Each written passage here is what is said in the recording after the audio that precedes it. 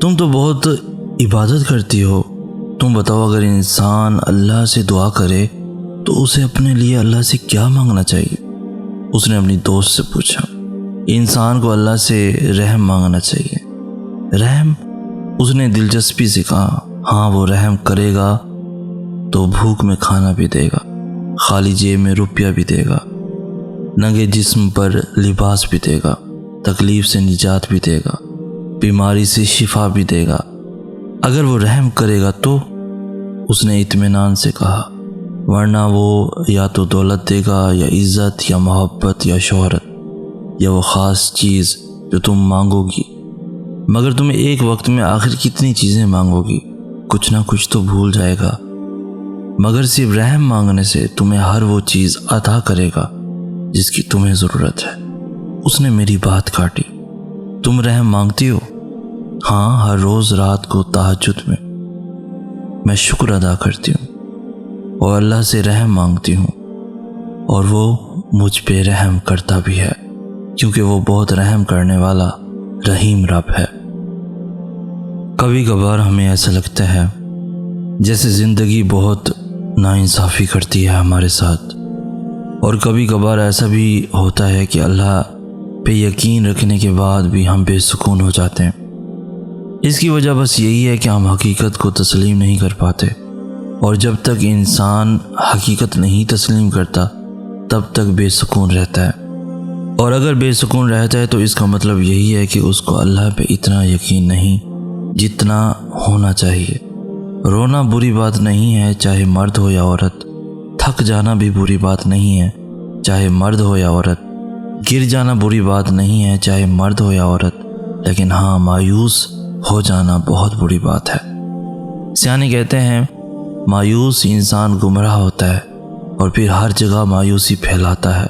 مایوسی حرام ہے، کیونکہ معجزے انسانوں کے لیے ہوتے ہیں اور معجزے ہمارے لیے ہی بنائے گئے۔ فرشتوں کو تو معجزوں کی ضرورت ہی نہیں، ہمیں ضرورت ہے، اور اللہ کو پتہ ہے کہ کون سی چیز کس کو کب دینی ہے۔ تو اگر اس نے کچھ دور کیا ہے تو یقین کریں اس میں بہت بڑی مصلحت ہے، اور یہ بھی یقین رکھیں کہ اس سے دگنا دیا جائے گا۔ بھروسہ رکھیں وہ کھوئی ہوئی چیز بھی واپس دے سکتا ہے۔ شرط بس اتنی سی ہے کہ اس کی رحمتوں سے مایوس نہ ہو۔ زندگی کبھی ناانصافی نہیں کرتی، ہم خود اپنے ساتھ ناانصافی کرتے ہیں، تو خود کو معاف کرنا سیکھیں۔ کیا ہوا آخر؟ مسئلے روز بڑھتے جا رہے ہیں، گھر کے مسائل، لوگوں کی باتیں اور مختلف پریشانیوں کی وجہ سے زندگی بہت مشکل ہو چکی ہے۔ تو اٹھو، جس نماز کا وقت ہے وہ پڑھو۔ ایک بات یاد رکھو، اس دنیا میں لافانی ذات صرف اس رب کی ہے۔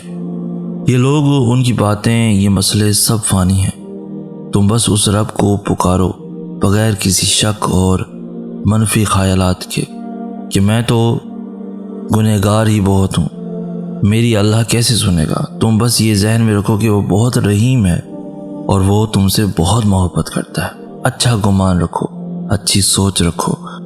ڈپریشن انسان کو اندر سے کھوکھلا کر دیتا ہے، لیکن ڈپریشن کو اپنے اندر زیادہ طاقت انسان خود دیتا ہے۔ زندگی میں کوئی بھی ٹینشن وقتی ہوتی ہے، اس کو سوچنا اور خیالوں میں ہی لڑائی کرنا یا خود کی ذات سے بحث کرنا، اس کیفیت پہ اگر غور کریں تو سوچنے کی ابتدا اور لڑائی اور بحث کی جنگ میں انسان کی طبیعت کافی حد تک چینج ہو جاتی ہے، جس سے ڈپریشن بڑھتا رہتا ہے اور خبر بھی نہیں ہوتی کہ کیا ہو رہا ہے۔ خود کو محفوظ رکھیں اور خیالی جنگ سے پرہیز کریں، کیونکہ بیماری کی جڑ بھی یہی ہے۔ تم تو بہت عبادت کرتی ہو، تم بتاؤ اگر انسان اللہ سے دعا کرے تو اسے اپنے لیے اللہ سے کیا مانگنا چاہیے؟ اس نے اپنی دوست سے پوچھا۔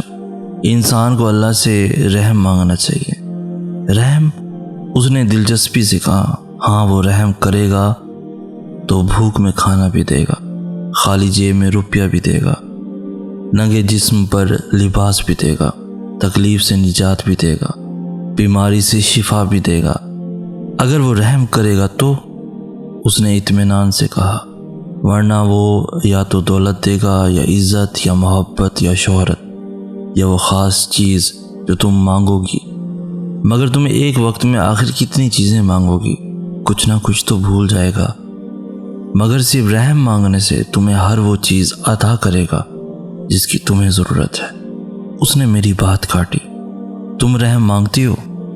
ہاں، ہر روز رات کو تہجد میں شکر ادا کرتی ہوں اور اللہ سے رحم مانگتی ہوں، اور وہ مجھ پہ رحم کرتا بھی ہے، کیونکہ وہ بہت رحم کرنے والا رحیم رب ہے۔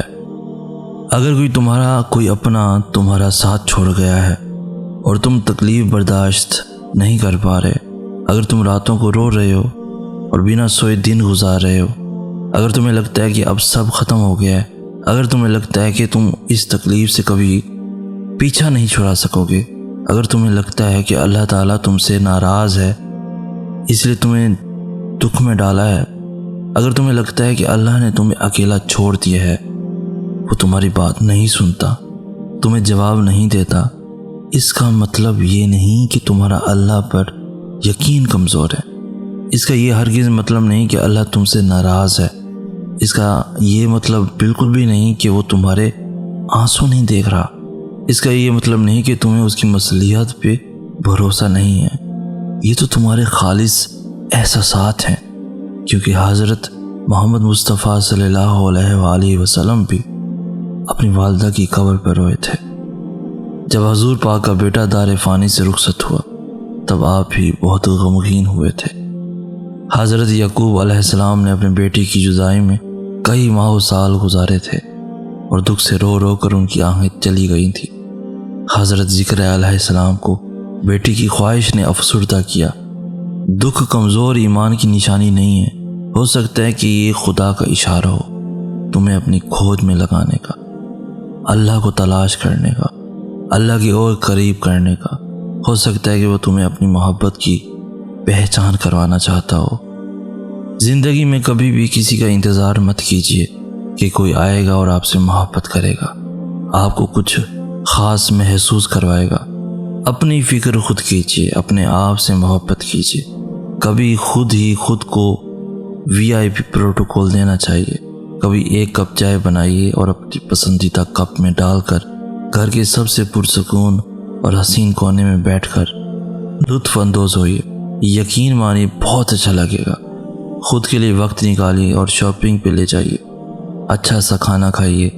وہ چھوٹی چھوٹی خواہشات جو زندگی کی الجھنوں میں کہیں گم ہو جاتی ہیں، ان کو پورا کرنے کے لیے وقت نکالیے، کیونکہ آپ سے بڑھ کر آپ کا کوئی نہیں ہے۔